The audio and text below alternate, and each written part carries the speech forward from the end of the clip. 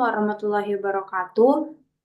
Sebelumnya, perkenalkan kami dari kelompok 54 dan 55 pada praktikum mikroprosesor dan antarmuka. Di sini kami akan membahas tentang analog digital dan digital analog converter. Adapun anggota kelompok kami yaitu uh, Immanuel Kevin Dangapaloboran dengan akhiran NIM 093, Michelle Koreman Patilangi dengan akhiran NIM 082, Kuzaima dengan akhiran NIM 1002, dan saya sendiri Mega Menardi Lestari dengan akhiran NIM 104. Selanjutnya itu tujuan dan sasaran. Tujuan yang akan kami capai setelah melaksanakan praktikum ini yaitu yang pertama, praktikan mampu menjelaskan proses perubahan dari analog ke digital dan sebaliknya. Yang kedua, praktikan mampu menjelaskan kegunaan analog digital dan digital analog converter. Selanjutnya itu alat yang digunakan, yang di mana DL3155 AL2RM power supply berfungsi untuk memberikan sumber daya listrik stabil dan terukur untuk perangkat elektronik. DL3155E24R untuk mikroprosesor merupakan modul untuk memproses dan mengendalikan perangkat elektronik. Yang ketiga, PC dengan software MDKRM atau Keil Vision 5 untuk menulis dan menguji program microcontroller. Selanjutnya itu Gelling Debugger untuk memfasilitasi proses debugging, pengembangan, dan pemrograman perangkat lunak. Jumper sebagai kabel penghubung dan multimeter untuk mengukur arus, tegangan, dan hambatan. Adapun daftar komponen yaitu display LCD 16x2 card, 32 bit mikroprosesor, digital analog, dan analog digital converter card.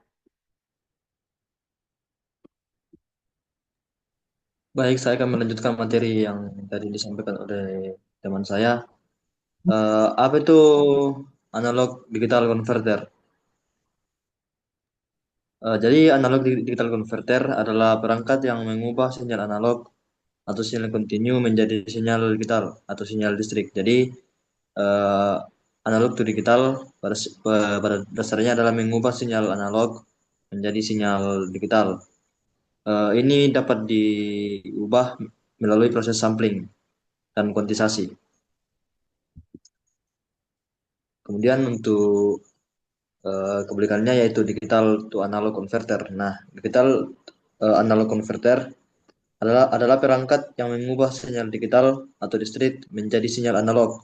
Jadi kebalikannya dari AD converter itu DA converter. Nah, misalnya itu untuk mengubah sinyal digital ke sinyal analog itu membutuhkan teknik modulasi. Lanjut. eh, Penggunaan AD converter.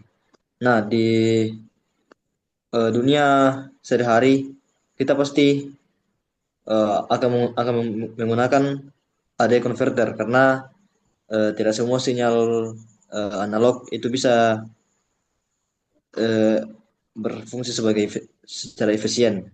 Nah, contoh-contoh penggunaannya itu yang pertama mikrofon pada komputer yang mengubah suara analog menjadi data digital, kemudian sensor suhu digital yang mengubah data suhu menjadi angka digital, dan kamera digital untuk mengubah cahaya menjadi gambar digital.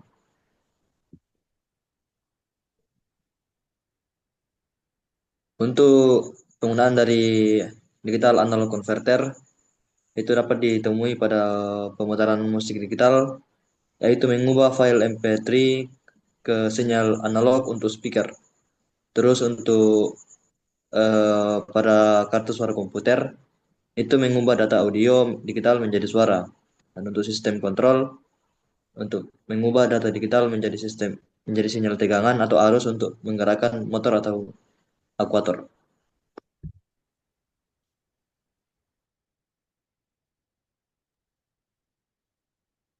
Baik, kemudian untuk eksperimen pertama, itu dalam percobaan ini menunjukkan program yang mengontrol konverter DA melalui sinyal yang meningkat dan membaca konverter AD.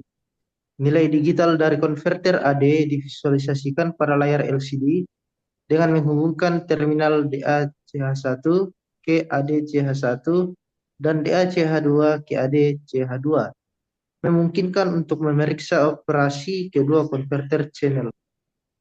Kita akan menggunakan unit 2 dan unit 6 untuk kontrol konverter DA dan visualisasi pada layar LCD. Next. Kemudian hasil eksperimen yang pertama. Nilai yang didapatkan pada saat menekan tombol 1, 2, dan 3 berturut-turut 0,00 volt, 1,63 volt, dan 3,26 volt. Kemudian nilai yang didapat pada saat menekan tombol 5, 6, dan 7 berturut-turut 0,81 volt, 1,63 volt, dan 2,44 volt. Lanjut. Kemudian di pembahasan, bagaimana perubahan analog ke digital? Proses-prosesnya yaitu yang pertama sampling, itu mengambil sampel sinyal secara teratur pada frekuensi tertentu. Sampling rate diukur dalam satuan Hertz atau Hz. Yang kedua, kuantisasi, yaitu membagi elemen-elemen yang bernilai kontinu menjadi level diskrit. Kemudian yang ketiga, pengkodean, merepresentasikan sinyal amplitudo diskrit dalam barisan bilangan biner. Kemudian, mengapa perlu dilakukan perubahan dari analog ke digital? Jawabannya adalah sinyal digital menyebar lebih efisien daripada sinyal analog, terutama karena impuls digital terdefinisi dengan baik dan teratur. Sinyal digital juga lebih mudah dibedakan oleh sirkuit elektronik dari gangguan yang bersifat kacau. Itulah keuntungan utama dari mode komunikasi digital.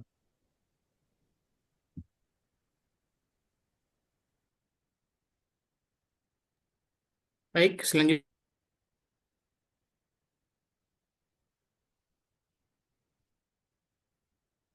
adalah eksperimen 2 yang sesuai dengan tombol yang ditekan dan mengontrol nilai output dari konverter DA. Dalam hal menggunakan unit 3, reading keyboard program dari modul F24 untuk membaca nilai yang ditekan.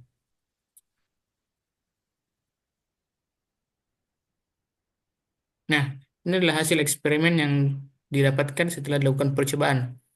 Jadi, tombol 1, 2, dan 3 didapatkan dari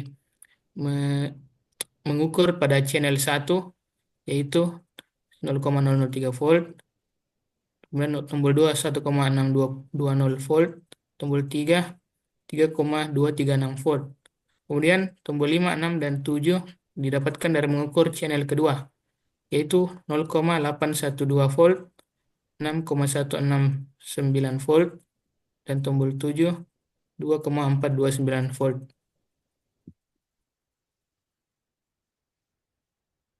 Kemudian bagaimana cara perubahan digital ke analog? Jadi yang pertama itu ada decoding. Data digital atau biner diterjemahkan menjadi nilai tegangan atau arus sesuai dengan bobot bit. Kemudian summing. Nilai dari masing-masing bit dijumlahkan untuk membentuk sinyal analog. Kemudian yang ketiga, reconstruction. Sinyal analog yang dihasilkan masih berupa tegangan diskrit, sehingga perlu difilter agar menjadi sinyal yang lebih halus dan kontinu. Kemudian mengapa perlu dilakukan perubahan dari analog ke digital? Jadi perubahan dari analog ke digital dilakukan karena sinyal digital lebih tahan terhadap gangguan, memiliki kualitas yang lebih baik, serta memungkinkan penyimpanan dan pemrosesan data yang lebih efisien.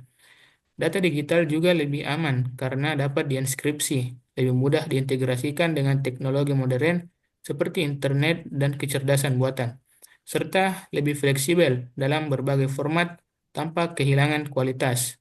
Selain itu, teknologi digital umumnya lebih hemat biaya dalam jangka panjang, lebih kecil, ringan, dan lebih hemat energi dibandingkan perangkat analog. Dengan berbagai keunggulan ini, transisi ke sistem digital menjadi langkah yang tak terhindarkan dalam perkembangan teknologi modern.